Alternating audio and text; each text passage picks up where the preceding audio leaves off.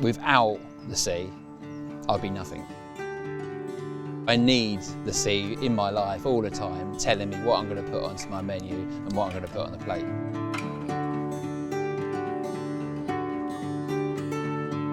I was really excited when I found out that Cunard wanted me to come on board for a residency because it makes sense to me.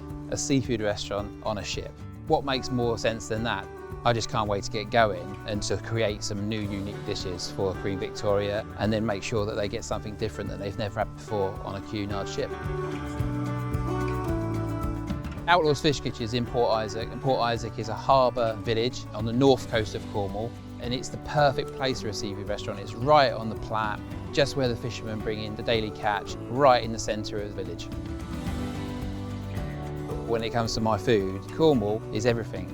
It's the fishermen, it's the producers, it's the farmers. Everybody in my area contributes to what we cook on the plate.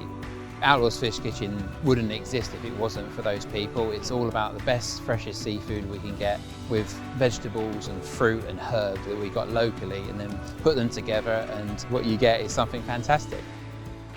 Crispy squid with lemon mayonnaise, finished with a little bit of chilli and herbs. Nice and simple, caught in the bay. On Queen Victoria, we'll be travelling around the Mediterranean. The really exciting place will be Barcelona Market, because Barcelona Market is amazing for seafood, obviously, but also for everything else.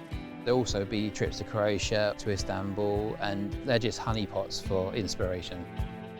As a young chef, I was really lucky that I did a bit of travelling, and I realised when I did travel, really got inspired by lots of different cuisines. So when we opened, I made sure that the fish kitchen wasn't afraid to travel itself with the menu.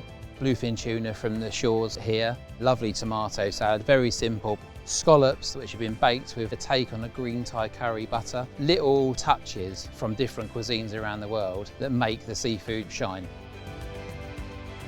When Gareth approached me to help him bring Outlaw's Fish Kitchen from Port Isaac and put it on the ship, it was brilliant. It was like one of those things that I'd hoped would come along in my career. And this is what Outlaw's Fish Kitchen is all about. It's about being inspired by cultures that you're interested in and then bringing them back and using Cornish ingredients. The meatiness is still there, the freshness is just being captured. You need to try this. Oh, yeah.